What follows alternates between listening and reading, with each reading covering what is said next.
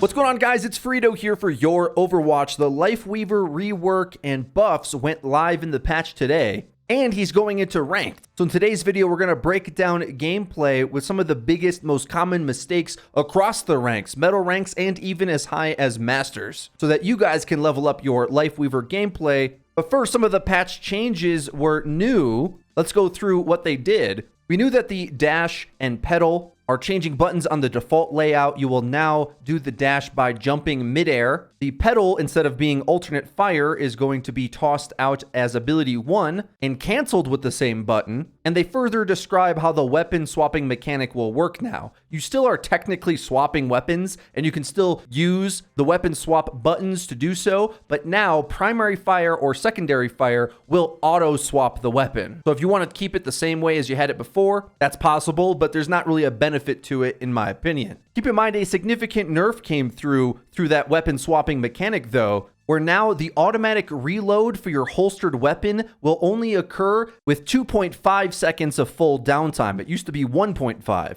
However, Healing Blossom's ammo count does go up to 20 when it used to be 12. So more likely, you're going to find it easier to get the free reload on your holstered weapon when you're focusing on healing after spraying out a clip of Thorn Volley. The other way around though, I think you expend the very small capacity too fast. So it's not so good at reloading or auto-reloading Healing Blossom. Thorn Volley gets a buff where the spread pattern was adjusted, tightened it in, with the random spread reduced, which is a change that they made in Overwatch 1 that I'm surprised they didn't keep consistent anyway. But that's important for being able to reliably line up the hitboxes, including one of the 2 projectiles per shot now fires closer to the crosshair. So you get more consistency when you're actually lining up headshots with all of these changes, frankly. There was a nerf to Thorn Volley, though, where the projectile size has been reduced from 0.125 to 0.1. Overall, though, what I think this does is make Thorn Volley more lethal in higher tier players' hands and a bit less forgiving with that blind across the map spam that might catch a stray on a hitbox here and there with the thicker projectiles. But overall, intentional aim is definitely a lot more potent. Tree of Life gets a stats buff. The health on the tree itself goes up to 1,200. It was just 1,000 before.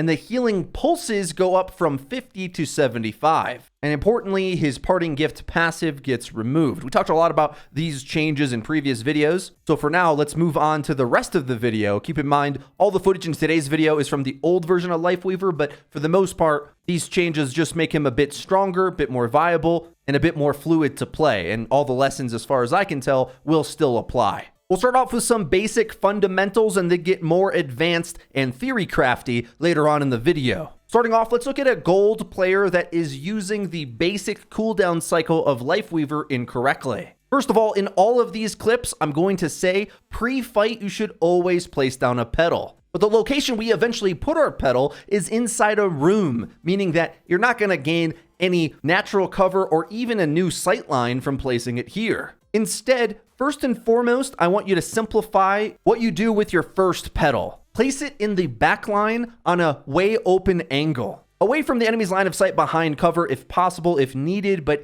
it has so much health anyway, and you're going to get it so often, don't worry about them destroying it. In fact, them being able to see it is part of the point, because it means you'll be allowed to use it sort of like a brig shield for your feet. That's how I want you to think of it. Place it in a boring, open angle position that's going to allow you to see a lot of the fight, but when you crouch on it and the enemy looks up at you, they'll have to damage the pedal instead of you. Generally speaking, right out in the open, as opposed to trying to take like a normal good angle, which is what a lot of heroes will like to do playing on the staircase on white. That's normally a good position, but for pedal, you want to set up to be a backline retreat angle and fortify the backline as opposed to pressing the front line. In general, you're going to find Lifeweaver's just not very good on control, so that means you have to be even more crafty with his play. Fighting inside a room or somewhere very brawly where you're squared up against the enemy, you're not going to have the stats to really help that. Instead, to play outside and create new cover in spots that you normally thought weren't safe. That's kind of the point of the character. Now, after a few team fights don't work, a typical metal rank mistake is thinking that, well, we must have to just walk a different direction. So this treehouse position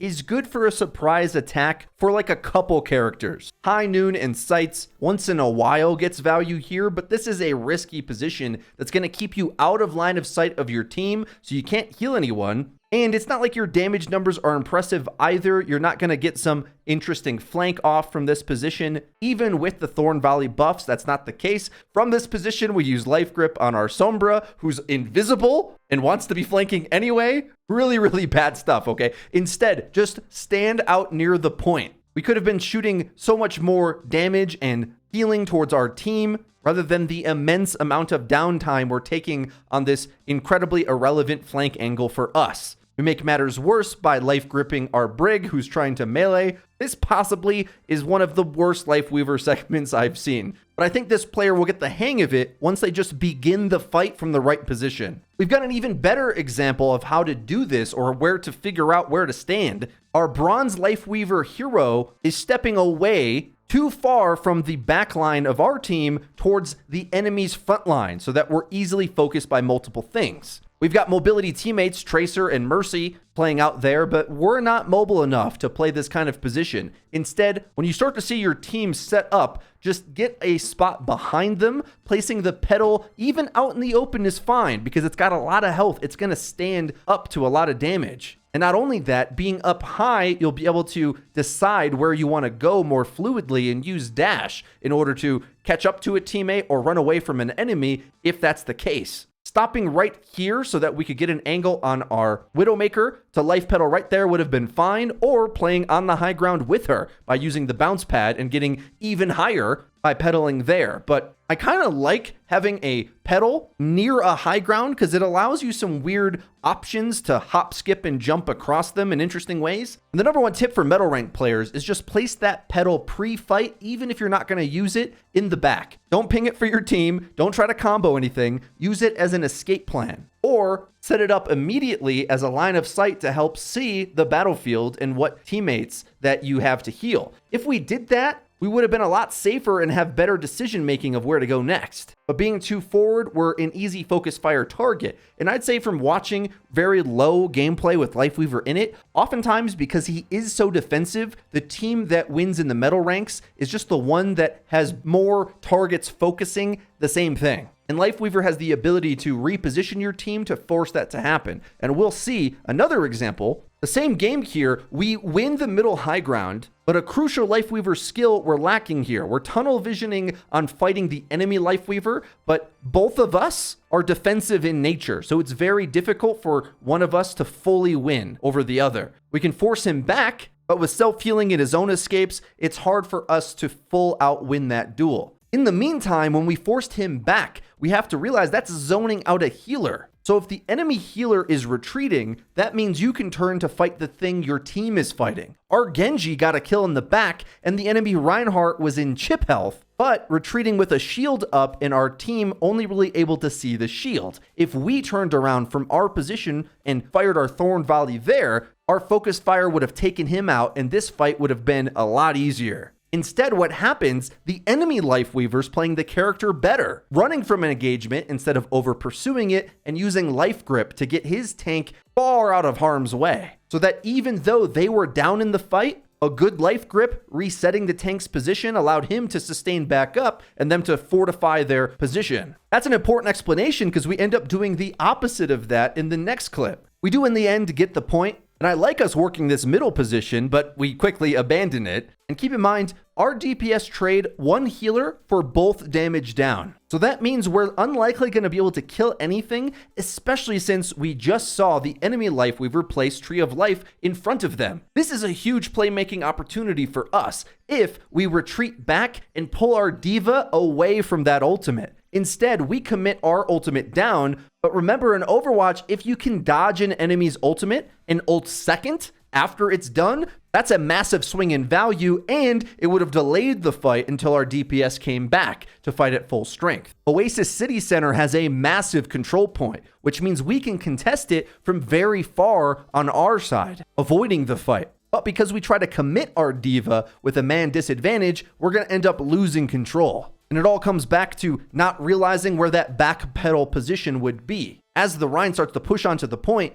rather than committing there, we should have been parrying back and life gripping and pedaling back to avoid the fight, as opposed to commit down. Let's move up the ranks now. We're going to see much stronger Lifeweaver play from our plat hero here on Numbani, holding high ground, looking for an opportune moment to life grip teammates out of danger up to the high ground. We're not targetable ourselves or safe, pumping out a lot of healing. You'll be quite effective in the meta ranks playing this way, but as the team fight starts to go awry, we might wonder, what did we do wrong? Well, the problem was we began winning the fight and we forgot to stay active. All characters in Overwatch are like this, that there's a certain amount of like farming stats that is going to get you out of the bottom like 90% of ranks. See here, your team is flanking, chasing, committing, moving forward, and while we do have good position, why aren't we interacting with this fight? Don't be married too much to your strong position. You're Lifeweaver. You get the high ground for free every 10 seconds.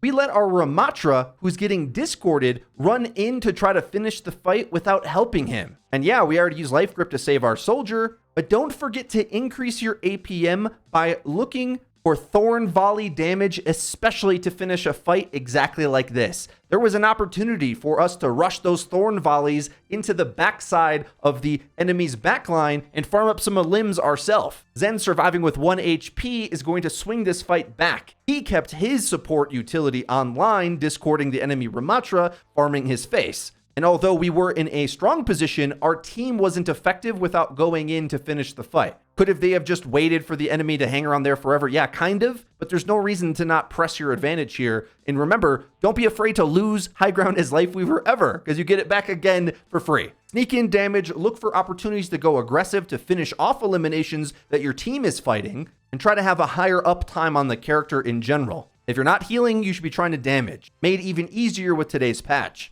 Now let's get into some deeper strategy with the character where you're going to have to think critically about the matchups in play. Here we're going to take a look at a Masters level support player on Lifeweaver, going to be making the best plays we've seen in the video so far. A major problem our Masters level Lifeweaver player is having is that this is a control map which heavily biases tanky characters that can jump on the objective. The enemy Ramatra is going to be tough for Lifeweaver to deal with because unlike characters like Ana or Zenyatta or Batiste, who have a mix of offense and healing to put out, Lifeweaver is going to have lower stats and be better at being played defensively as opposed to brawly. Control often is a jump on the objective type mode. And while we are going to execute quite a few interesting saves on our Cassidy, who's the perfect character for us to combo in this scenario, because his damage numbers are actually high enough to make an impact, either in the mid-fight or especially with his ultimate, supporting almost anyone else in these matchups isn't good enough. A dive tank fighting into a Ramatra for an extended period of time is just asking to lose unless you play something like Ana or Zen, which can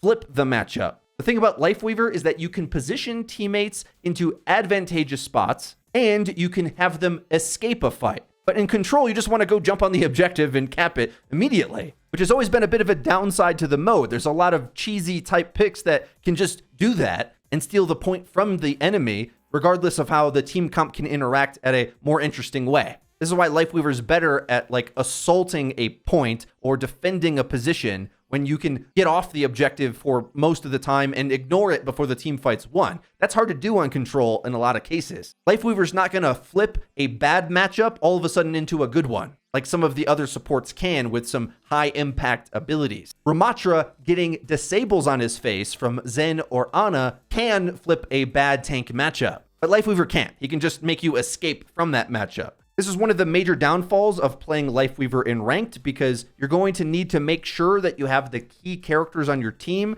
that can sync with him, particularly characters with high offensive cooldowns that like to go aggressive. You need them to be a greedy type pick like Cassidy. He's the poster boy for Lifeweaver combos because the thing Lifeweaver adds most is escapability for your teammate. But if they are playing a flanker or any mobility character, really, they often lack some of that high risk offense that you need to really maximize this character. Because if you think about other supports, just automatically apply offense all the time. Lifeweaver's trickier. but try to get the Cassidy's, Bastions, even Junker Queen, I think, risking the potential of anti-synergy with bad pulls. I think you need a character that wants to take risks, and then get bailed out. These more moderate damage characters, especially tanks like Winston, Diva, I think you're going to find to just be kind of unimpressive. A couple more matchup examples here. I think Lifeweaver on Well has some potential as far as control maps goes. The reason is it's a wide open angle, and there's ways to touch the point outside of line of sight, or at least outside of an easy line of sight. And considering how many knockoff plays exists, Life Grip can save your team from that. The only problem is we're taking a very bunker, or let's say poke-esque position, where our Diva is just playing her character wrong, frankly. So no amount of healing this pick in a poke angle like this is going to win. The enemy Zarya does have range damage. Diva's range damage is basically 0, so we just absorbed poke from the enemy team while they have a poke advantage. We have a flanker character and a Hanzo who has some poke potential, but overall, because they have Sojourn and Torbjorn, their 5 outpokes are 5, unless we focus on Thorn Volley more than healing. Yeah, you probably would need to go flank with your Tracer to get an advantage, or aid in the poke battle if your team's playing that way. You're not going to be able to sit back and out-heal this. A Batiste might be able to, with area of effect healing and a big AoE regenerative burst. That could bail out your team from this mistake a bit more, but Lifeweaver does not have the stats to do that. Remember, Lifeweaver's actually pretty competent at healing flankers like Tracer, although you'd prefer it to be like a Cassidy fanning the hammer into the enemy team's backline. Most supports struggle to heal Tracer, and we can see this from the overhead view. Just do the math, okay? Diva at medium range against a Zarya at medium range. Remember, Lifeweaver does not flip a bad matchup, so you have to just abandon your Diva taking a bad matchup and go get an advantage elsewhere. Our Tracer's trying to flank, getting beat by the Torb. Thorn Volley can kind of eat up Torb's face. So whereas I'd say this gold player is playing the positions I advocate normally, the sort of Lifeweaver base point, safe in the back, have decision making, have high ground, because the team comp matchup is a loss for us, especially with the way we're playing it, we would need to go aggressive instead. But on Ruins, our team has actually made some crucial adaptations. This Bastion swap helped us win the previous round. Really good character right now, by the way. But we're going to make a crucial mistake that we're going to get punished for. We need to remember to always place a pre-fight pedal to have the options to influence the fight. Our Bastion goes too far and we can't really save him because we're not far enough back. Imagine if we already were on this pedal platform and pulled him all the way around all this cover, or pulling him to the platform to use it as cover. Also keep in mind, this position we eventually go to is where we should have been the whole time. Learning your angles like this is going to be very good for your Lifeweaver gameplay, but this top right angle on Ruins is like a classic Widowmaker position, but maybe the most fortified and safe one ever. Because the reason is, the enemies to counter this position have to be out by the pillars on flimsier cover off of the point. Enemies in that position get seen by basically all the other angles from the rest of the team. This is why often two Widowmakers can play this position and never see each other, just shooting down at the rest of the enemies or zoning out that entire spot. And the benefit of this is you very easily get to the point from here as well. The enemy has a Sojourn and an Echo, but no Widowmaker, so I think you're safe to take a bigger, greedier, wide open angle to begin with, pedaling in the back or setting up top right immediately. Remember, not only does it help you support your team more, it'll better help you see areas and angles to apply damage pressure as well. When your team wants to retreat back a little bit and get healed, you'll be able to see them, but if they start to win their poke, you might be able to lunge forward with Thorn Volley to finish something off. Guys, that's everything for today's Lifeweaver Breakdown Get Good guide. I hope you have a good time adjusting to his gameplay on the new season patch. Let me know your thoughts on how the character is performing in the comment section down below. If you enjoyed this video and found it useful, please be sure to leave the video with a like, and don't forget to subscribe and click the bell icon to actually get notified when our videos come out. That's been it for me. I've been Frito for your Overwatch. I'll see you guys next time.